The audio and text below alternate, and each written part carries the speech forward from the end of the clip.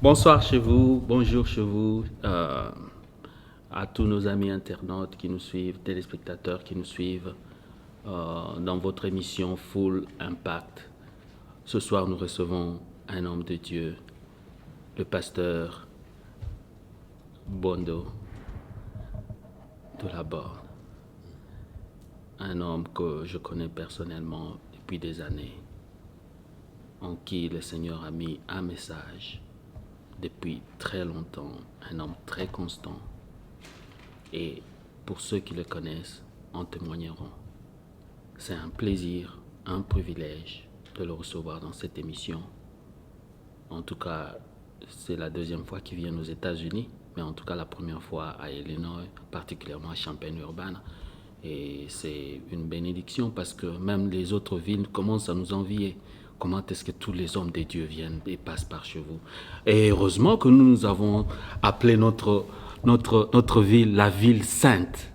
La ville sainte, pourquoi? Parce que la vision des hommes de Dieu qui sont ici, c'est d'apporter l'évangile, d'amener les hommes à connaître Jésus-Christ, à les servir, plus particulièrement avoir une relation personnelle avec notre Dieu. Bonsoir, pasteur. Bonsoir. J'ai trop parlé. Non, allez-y, c'est votre travail. C'est ton travail de parler, oui. Ok. Oh, comment vous portez? Ça va, je me porte bien, un tout petit peu fatigué. Le décalage horaire et tout le temps dans les avions ces derniers temps. Mais bon, à part ça, ça va très bien. Les petites nouvelles de la famille? La famille va bien, je parlais avec mon épouse aujourd'hui.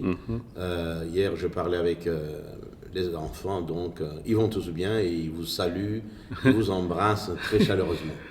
Salut maman Gisèle.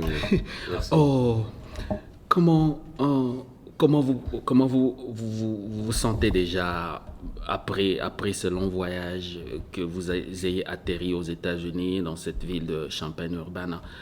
Qu'est-ce que vous avez, comment vous vous sentez déjà? Je me sens comme si j'étais à la maison. Parce que je suis en contact avec des gens qui partagent la même foi que moi. Amen. Parce que la communauté de la Borne est bien implantée dans cette région. Merci. Et parce que je rencontre des gens formidables, et en particulier le pasteur Ron. Donc là où les gens vivent avec le Seigneur, marchent par le Saint-Esprit, là je me sens tout à fait à l'aise. Amen. Donc je suis très très à l'aise. Amen. Une petite nouvelle de l'église à la Borne. Ça fait combien de temps que vous avez quitté Kinshasa déjà? Je suis parti de Kinshasa le 21 juillet. Donc pour la Belgique. Et puis après, je suis parti à Paris. Donc où j'étais invité dans une des églises des Assemblées de Dieu qui se trouve au cœur même de Paris, donc à Bastille, Paris Métropole. Et puis de là, je suis revenu. Le lendemain, je repris l'avion pour Chicago. Donc, jusque-là, ça va très bien. Donc, je suis en contact avec l'Église, même si je suis à l'extérieur et tout ça. Donc, j'ai parlé, d'ailleurs, pas plus tard qu'il y a 2 heures, je parlais avec un de nos pasteurs. Et donc, voilà, je reçois régulièrement de nouvelles et je suis... Voilà. Ça te montre déjà 2 semaines sans voir les enfants. Enfin, les enfants, je parle de la grande famille, les enfants. Oui, ça fait plus de 2 semaines, donc quelque part ça me manque, c'est évident. Ok. Oh, mais c'est quand même assez... c'est beaucoup de charges. Quand nous savons que le patriarche Jacques-André Verneau, qui est parti dans les bras du Seigneur, et qui, par la grâce du Seigneur, vous a porté ce choix-là, par conviction et par révélation des choses de Dieu, parce que les choses de Dieu, on ne les explique pas, on constate. Bien que d'autres personnes se croyaient déjà bien partant dans cette élection divine. Moi, je l'appelle divine parce que c'est Dieu qui doit intervenir pour appeler l'homme qui doit prendre les responsabilités d'une si grande église. Et cette église de la Borne qui a influencé pratiquement le monde entier, le monde francophone, et pourquoi pas anglophone, parce que notre pasteur faisait des tournées ici en Amérique, partout, tous les hommes de Dieu, des assemblées de Dieu parlent toujours d'un témoignage. C'est un grand fardeau. Je ne sais pas si vous vous rendez compte de cela ou si vous vous êtes rendu compte de cette grande responsabilité quand il vous a confié cette responsabilité. Je suis tout à fait conscient, je l'étais tout à fait et je je peux t'assurer que lorsque ce jour-là, cet après-midi-là, nous nous sommes rencontrés dans sa maison. C'était en 2011, à la fin du mois de juillet, et au tout début août. Donc j'étais de passage à Kinshasa. C'est à cette occasion-là qu'il m'avait parlé clairement en présence de son épouse. Donc il comptait me confier l'église.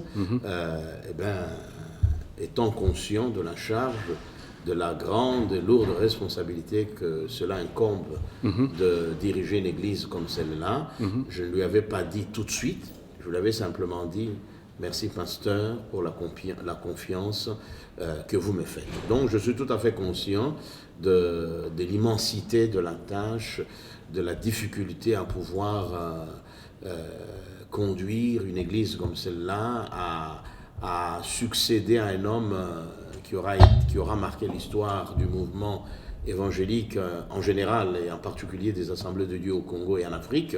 C'était pas facile, mais j'étais en même temps serein. Je savais que si cela venait de Dieu, eh bien comme pour Josué, il s'engageait à se tenir à mes côtés pour me soutenir, pour m'accompagner et pour me doter, me donner toute la force, toute la sagesse, toute l'intelligence, tout ce dont j'avais vraiment besoin, et j'ai encore besoin pour pouvoir faire avancer cette œuvre que le Seigneur lui-même a commencé par et au travers de son serviteur Jacques Verneau. Donc je suis tout à fait conscient, c'est pourquoi d'ailleurs je lance un appel à tous les internautes, tous ceux qui vous suivent, de porter dans la prière, de penser à moi jour et nuit, à chaque fois qu'ils se tiennent devant le Seigneur, qu'ils puissent parler de moi au Seigneur, car j'en ai vraiment besoin. Donc je suis tout à fait conscient de l'immensité de la difficulté de la tâche, mais je suis en même temps confiant, car je sais que celui qui m'a appelé est aussi celui qui m'avait déjà précédé. Voilà, donc je peux te dire que 2 ans après, enfin presque 2 ans, et j'ai vu la main du Seigneur, et je sais que si nous lui demeurons fidèles, eh bien, nous verrons davantage cette main-là agir. Pasteur Bondo, en tout cas, je vais essayer un peu d'être précis dans certaines choses. Est-ce que, sincèrement, un seul moment, la première fois que vous avez mis vos pieds à la borne, vous avez pu penser un jour vous seriez le responsable numéro 1 après le pasteur Verneau qui soit parti? Sincèrement, non. Exact. Il faut savoir que moi, je suis arrivé à la borne comme un converti. Donc, okay. Je sais que dans mon entourage, parmi mes amis qui sont dans le ministère avec moi, ceux de ma génération, ceux qu'on a appelés les premiers enfants de Verneau au niveau de la borne, eh bien, contrairement à eux, moi je suis arrivé un converti. Donc je ne pouvais pas m'imaginer qu'en foulant les pieds de cette église, enfin, en foulant le sol de cette église, je serais un jour pasteur de cette église. Pas du tout. Pas du tout. Donc, et puis voilà, je ne le pensais pas. Je ne le pensais pas. Ben, je pouvais peut-être penser de temps à autre, mais sincèrement parlant, je ne pouvais pas m'imaginer. D'autant plus que après, je suis parti en Europe et 20 ans après, je me disais, bon voilà, le Seigneur nous a emmenés en Europe, c'est là que nous allons y rester. Exact. Et jusqu'à ce qu'il ne... Mais voilà. Décide autrement. Voilà. Oh, en tout cas, pour ces collèges, des encadreurs, des hommes de Dieu qui sont venus à la borne en tant qu'encadreur de jeunes, tu faisais partie de ce nombre-là. Et enfin, il y avait des gens qui étaient beaucoup plus vus en avant. Mais comme le Seigneur fait les choses, il a toujours sa façon à lui de préparer son instrument. Donc, il ne fallait pas, ce n'était pas nécessaire que tu sois dans son entourage forcément, mais même de loin, Dieu porte toujours son onction, son huile d'onction sur une personne qu'il aurait choisie pour un travail bien déterminé. Oh, un petit coucou à Gabriel, le pasteur VI Gabriel, à tous nos anciens encadreurs, Papa Lufika, Safari et tout consort. En tout cas, on a vu que ces hommes, parce qu'ils étaient sous le contrôle de l'onction d'une personne que Dieu a placée au-dessus d'eux, on a vu les résultats dans leur vie. C'est ce que nous voyons aujourd'hui. Et un conseil, parce que qu'est-ce qui se passe à Kinshasa? Bon, tout le monde se fait passer pour un pasteur quand même, on n'a pas un appel. Quand on manque du travail, on manque quelque chose à faire, on a échoué en ceci ou en cela, on se dit, bon, pourquoi pas commencer une église? Et je me rappelle même à l'époque, Jacques-André Verneau, notre pasteur, notre papa, pour appeler ne fût-ce que quelqu'un, même un de ses collaborateurs pasteurs, c'était très difficile. Pourquoi? Parce qu'il voulait voir d'abord le sens du service. L'épreuve sur le terrain. L'épreuve sur le terrain. Et ce n'est qu'après quelques années qu'il a commencé à... Je crois, si je ne m'abuse pas, la première personne qu'il avait officiellement présenté comme un assistant pasteur, c'était... Et puis quand le pasteur a créé le département d'évangélisation, il m'en a confié la responsabilité. Exact. Et la cellule de la Gombe était devenue un deuxième point d'évangélisation, Exact. donc il dépendait aussi de moi. Okay. Donc j'étais très très actif et puis finalement... après 1001 réflexions, après prière, etc., j'ai compris que j'étais appelé au ministère, même avant d'aller. C'était peut-être quelque chose que tu as oublié, c'est que j'avais été consacré comme prédicateur à l'église de la Borne par le pasteur lui-même. Exact. Nous étions un groupe, notamment Papa Kimena, qui a rejoint le Seigneur. Il nous avait consacrés comme étant des prédicateurs. Donc, et par après, je suis parti en Europe pour me préparer au ministère, enfin entrer dans le ministère. J'y étais déjà, même si je ne portais pas le titre de pasteur ou d'évangéliste, mais j'étais un évangéliste, je prêchais la parole de Dieu, etc. Donc je suis parti en Europe. Après ma formation au Continental Theological Seminary, le Seigneur m'a fait la grâce d'y enseigner. J'y ai enseigné pendant de nombreuses années, et puis ensuite je suis parti à l'Université catholique de Louvain pour un cursus en philologie biblique, donc me spécialiser dans les langues bibliques comme l'araméen, comme l'hébreu, comme le grec de l'Ancien Testament et le grec du Nouveau Testament. Et pendant tout ce temps, j'avais la charge de deux églises. Une église qui s'appelle la Pierre Vivante, donc dans la région de Namur, notamment dans la ville de Jamblou. Et je salue tous ceux de la Pierre Vivante qui nous suivent.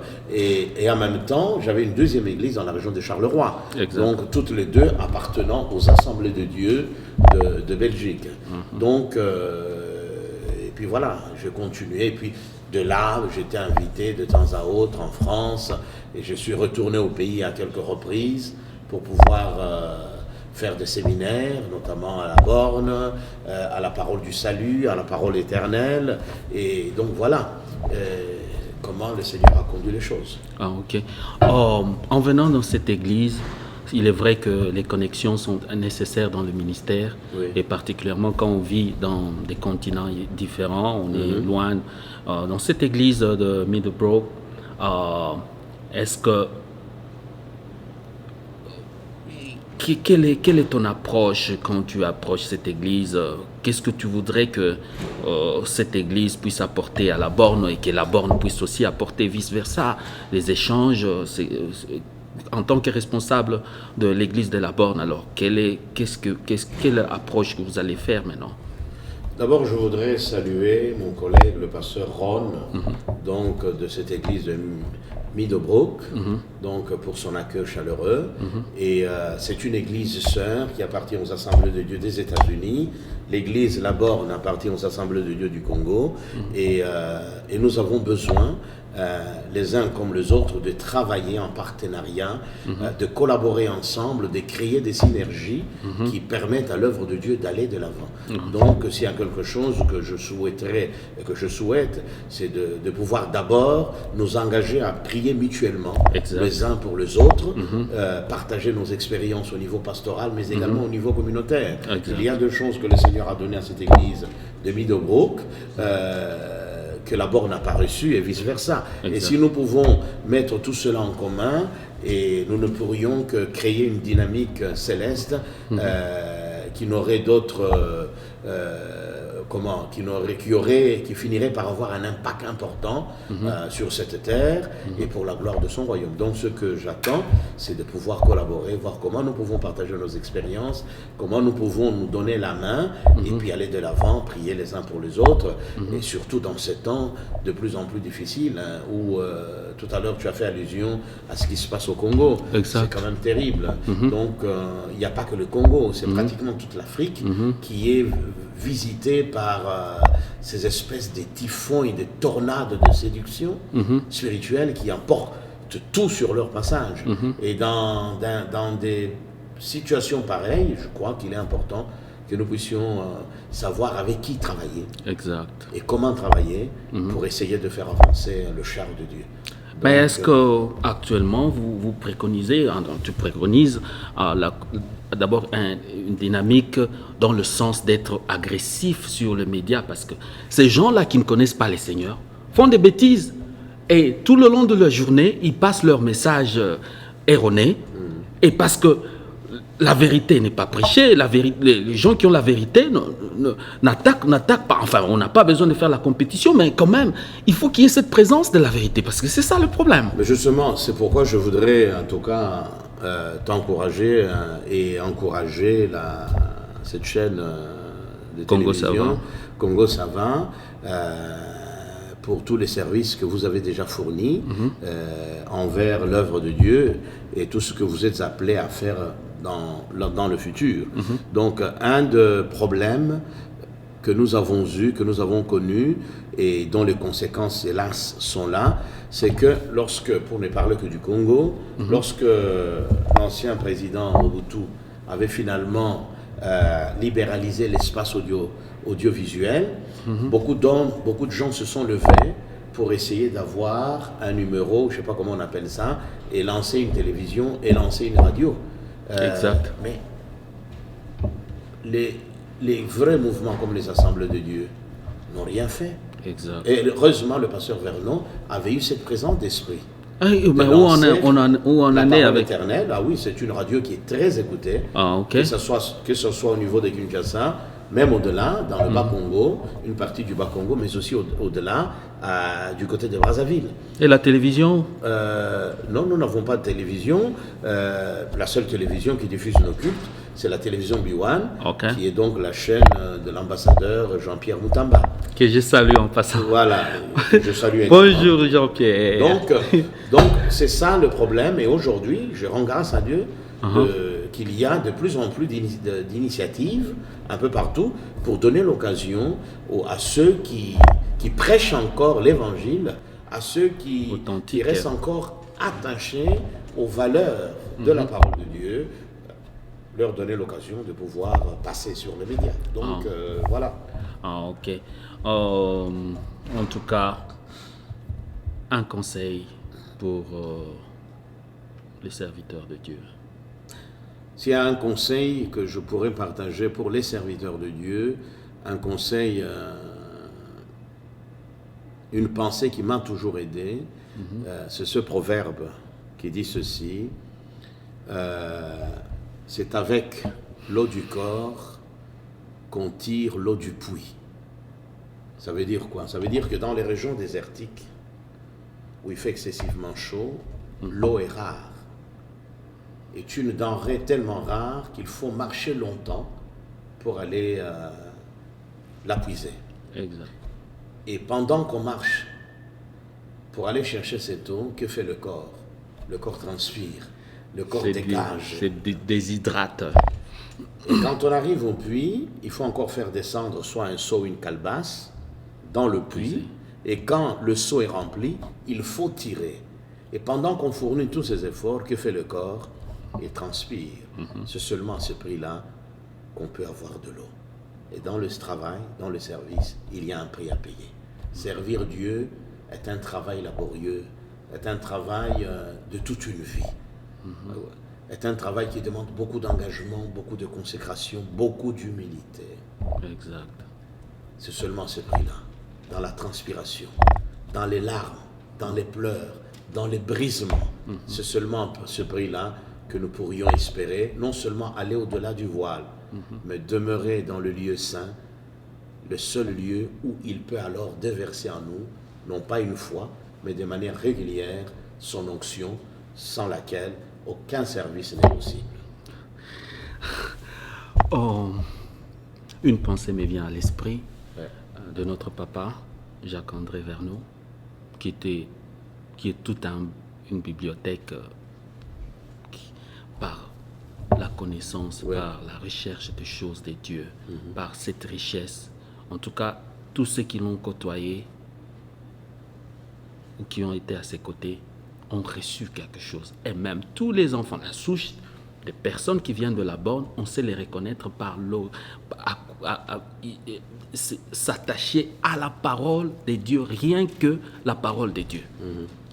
Est-ce que cette vision-là, on peut la maintenir, on peut compter sur vous? Justement, ça c'est... je parle, d'ailleurs, moi je l'exprime en termes chimiques, j'utilise le mot ADN. Exact. Nous avons notre ADN, l'attachement inconditionnel à la parole de Dieu. Exact. La consécration, l'humilité.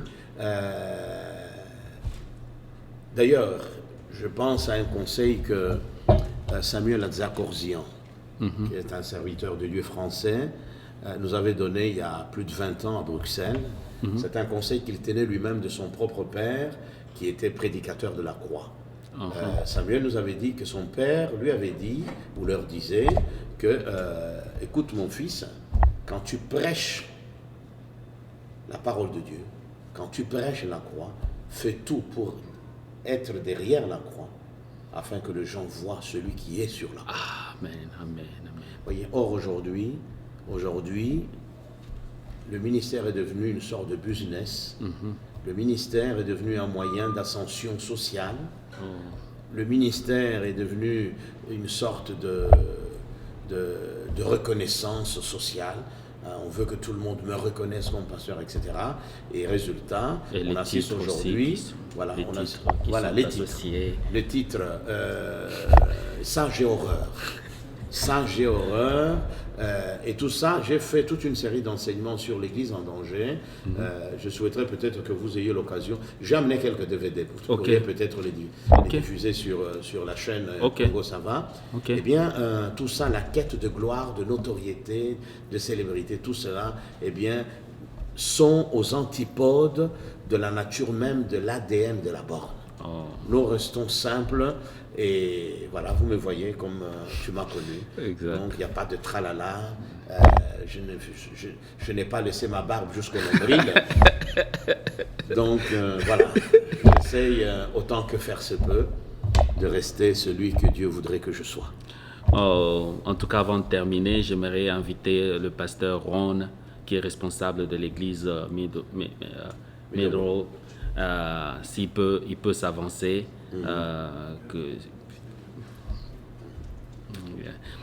Je lui laisse la place? Non, il va se mettre juste au milieu. Yeah. Hi, Pastor. How are you? Hey, I'm good. I'm good. Pastor. Hi, Brother Bondo. Thank you. So here is, we got two men of God, Pastor Bondo, Jose Bondo, and Pastor Ron. What is your impression to meet this man of God? Well, I have heard so much about Pastor Bondo, J'ai tellement entendu parler de Pasteur Bondo so it is very exciting for me to meet him. et je suis très excité, je suis très émouvé de le voir et de lui parler en face. He has done a great work of God, Non, il a travaillé dans le champ du Seigneur. in Africa as well as other parts of the world. Non, il a travaillé en Afrique, au Congo particulièrement, et un peu partout aussi dans le monde. I am inspired by his vision, Je suis très inspiré par sa vision, la vision de cet homme de Dieu. and we are blessed to have him here. Non, nous sommes bénis de l'avoir parmi nous, et c'est un privilège. We are looking forward to hearing him speak this weekend. Nous sommes très excités, nous sommes dans cette attente-là de le voir. Nous voulions tellement l'entendre ce dimanche. Yeah. Okay. What is your plan? What you planning to have like fellowship with the church in Kinshasa? I'm talking about La Borne. Yeah. What is your vision for that church? Well, I don't know if I have a clear vision. Jusque-là, je ne sais pas si j'ai déjà la vision claire. I am looking forward to a relationship Donc, tout ce que je cherche d'abord, c'est d'abord avoir une relation personnelle, privilégiée avec l'Église, sœur de la porte. and I think that this weekend meeting Pastor Bondo will help facilitate a relationship. Et en tout cas, avec la rencontre avec le pasteur Bondo ce week-end, va nous permettre, va nous ouvrir des horizons. En tout cas, il va nous apporter son expertise, comme ça on va voir sur quoi nous allons travailler en collaboration avec notre Église, sœur de la porte. Ok, thank you so much. Merci beaucoup. En tout cas, c'est un plaisir pour moi de recevoir ces deux hommes de Dieu, pasteur José Bondo, qui est un homme de Dieu que je connais, que j'aime beaucoup. J'aime sa famille, j'aime sa femme. En tout cas, c'est vraiment une inspiration, une source d'inspiration et de crainte. Thank you, Pastor Ron, to receive this man of God, and I'm telling you, you're going to be blessed. I know that for sure. I'm sure we will be. Thank you. Merci.